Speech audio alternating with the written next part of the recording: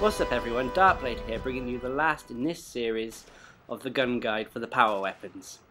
This episode is going to be about some of my favourite weapons in the game, and they're going to be sub-categorised into what I like to call the explosives, which are the RPG7 and the M32 Hammer, which is basically a multi-barreled grenade launcher. Anyway, moving on, these are basically the most powerful weapons in the game, but as a result, both guns have few ammunitions.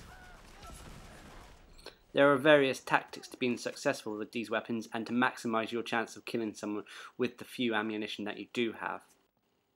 So, I'm going to go into detail about each weapon. I'm going to start off with the RPG7, Rocket-Propelled Grenade. This is basically the first explosive you're likely to come across, as it's one of the default kickbacks in the game.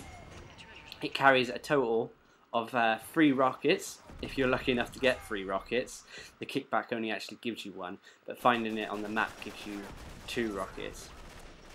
You have to reload the gun after each shot, which can take time, so you have to place your shots more carefully in order to get the most out of the gun. One of the best tips I can give for someone who wants to be good with the RPG7 is to simply aim at the floor of whoever you want to shoot at, rather than aiming at the head or body. Well, if you do this, it minimises the chances of the rocket completely missing your target. Now, like I said, the RPG7, as with all the explosives, is one of the most powerful guns in the game, but like I said, also its biggest con is that there is hardly any ammo for it. So use each bullet wisely is the only other tip I can give for this gun. Now moving on to the M32 Hammer, basically the grenade launcher. Now this isn't as powerful as the RPG, as it takes 2 grenades to actually bring someone down. It holds 4 grenades inside it before reloaded, and you can carry up to a maximum of 12 rounds, but the likelihood of getting this is quite rare, as with the RPG and its rockets. Now the biggest con with the grenade launcher is the fact that it does take 2 bullets to kill someone.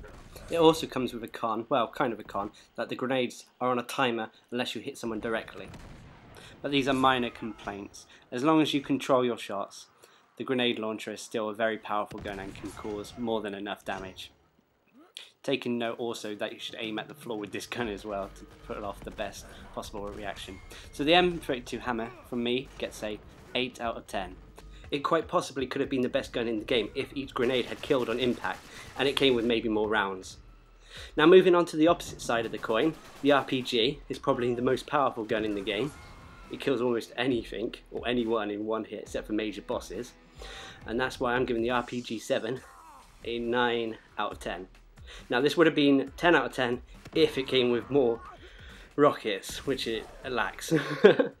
Now the explosives are rare in the game, you don't see them overpowering, but when someone does get a hold of one, it's sort of like 90% guaranteed that they're going to get a kill with them. So I always try to go for these weapons if they're available on the map at any time.